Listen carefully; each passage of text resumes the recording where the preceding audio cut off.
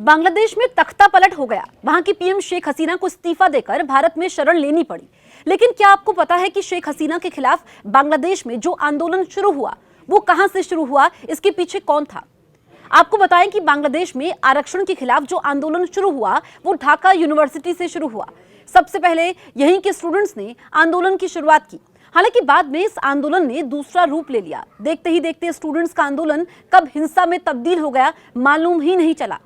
बांग्लादेश की ढाका यूनिवर्सिटी आंदोलन के लिए जानी जाती है। यहाँ इससे पहले भी कई आंदोलन हो चुके हैं।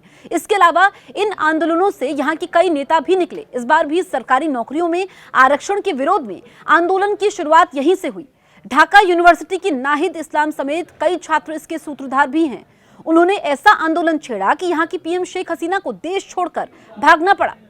बांग्लादेश की ढाका यूनिवर्सिटी का इतिहास काफी पुराना है। बात वर्ष 1912 की है, जब बांग्लादेश बंगाल का हिस्सा हुआ करता था। तब यह भी संयुक्त भारत का हिस्सा था। ढाका यूनिवर्सिटी पर दी गई जानकारी के मुताबिक साल 1912 में 31 जनवरी को नवाब सलीमुल्लाह, नवाब सैयद नवाब अली चौधरी और शेरे बंगाल AK फजलुल हक की अगुवाई में एक प्रतिनिधिमंडल ने वायसराय लॉर्ड हार्डिंग से ढाका में मुलाकात की। इसी दरमियान क्षेत्र में एक विश्वविद्यालय की स्थापना की मांग उठाई गई। वेबसाइट पर उपलब्ध जानकारी के अनुसार 2 फरवरी को एक नोटिस जारी किया गया, जिसमें ढाका में एक विश्वविद्यालय की स्थापना की सिफारिश को मंजूरी करने की बात कही गई। 4 अप्रैल को ब्रिटिश भारत सरकार ने बंगाल सरकार को विश्वविद्यालय की रूपरेखा प्रस्तुत करने को कहा। 27 मई को बंगाल सरकार ने प्रस्तावित विश्वविद्यालय के संबंध में पूरी जानकारी दी। इसकी पूरी योजना बनाने के लिए सर रॉबर्ट नाथनियन की अध्यक्षता में 13 सदस्यों की एक समिति नियुक्त की गई, जिसे नाथन समिति के नाम से जाना जाता है। भारत से भी खास कनेक्शन है। वर्ष 1920 में बंगाल की भारतीय विधान परिषद में ढाका विश्वविद्यालय अधिनियम 1920 पास किया गया, जिसके बाद इस यूनिवर्सिटी की नींव वर्ष 1921 में रखी गई। तब ये यूनिवर्सिटी भारत में हुआ करती थी। हालांकि पूर्वी बंगाल मुस्लिम बहुल आबादी वाली थी, इसीलिए अंग्रेजी हुकूमत की मंशा वहां की बहुसंख्यक आबादी को खुश करने की थी।